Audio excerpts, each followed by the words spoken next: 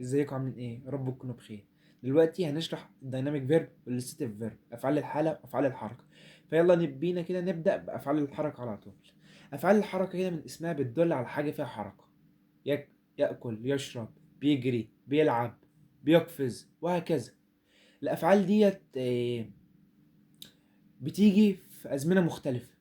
افعال الحركه بتيجي في ازمنه مختلفه، زي الماضي البسيط، الماضي المستمر، مضارع بسيط، المضارع المستمر، وهكذا. تمام. نخش دلوقتي على افعال الحاله. افعال الحاله من اسمها آم، حاجه، يعني افعال ما فيهاش حركه، عكس افعال الحركه. زي ايه؟ زي لايك، لاف، بريفير، ويش، ريلايز، وهكذا. الافعال دي بتميز بايه بقى؟ الافعال دي بتميز اللي هي ما بتجيش في الاستمرار خالص. تمام. يعني ام از ار فعل في اي ان جي، مفيش الكلام ده في افعال الحاله. زي يعني ممكن على سبيل المثال ما ينفعش اقول I am realizing this man now. مفيش حاجة اسمها كده.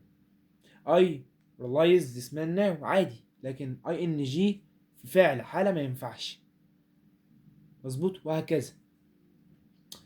نخش دلوقتي على الأفعال اللي لها شقين. هي كلمة واحدة بس بيحتمل لها معنيين. زي ايه مثلا؟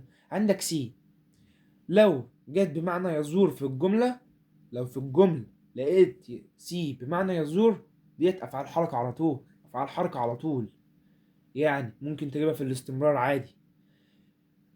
ع- مع العكس بقى، سي لو لقيتها بمعنى يرى، لا دي أفعال حالة. وش، أفعال حالة وش، عشان مفيش حركة زي ما احنا متعودين. سينك، يفكر، لو لقيت يفكر في الجملة، جملة فيها كلمة يفكر بمعنى يفكر، يبقى الأفعال دي أفعال حركة، تيجي في الاستمرار عادي. خد بالك. لكن think دي لو لقيتها في الجملة بمعنى يعتقد، لا دي أفعال حالة، ما بتجيش في الاستمرار خالص. تمام. نخش على بعده. smell، لو جت بمعنى يشم، ديت أفعال حركة وش. لو جت بمعنى له رائحة، لا دي أفعال حالة. خلي بالك في فرق بين يشم وله رائحة. يشم يعني أنا بشم حاجة، له رائحة يعني الحاجة دي ليها ريحة. واخد بالك أنت طبعا. تمام.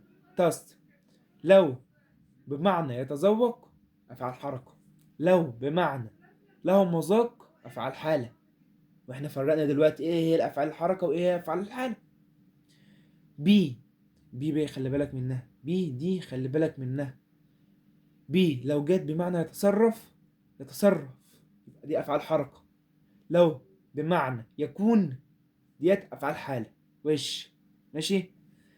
لوك، لو جت بمعنى ينظر، أفعال حركة. لوك لو جت بمعنى ينظر، أفعال حركة. لو جت بمعنى يبدو، يبدو، أفعال حالة. تمام. اللي بعده. measure، measure بمعنى يقيس. لو لقيت في الجملة measure بمعنى يقيس، أنا بقيس حاجة، أنا بقيس طول، بقيس وزن، بقيس ارتفاع، دي كلها أفعال حركة.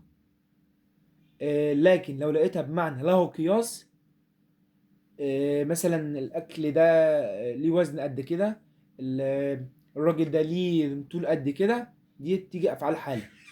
تمام. فيا رب كده يكون شرح عجبكم، وجزاكم الله مني ومنكم كل خير.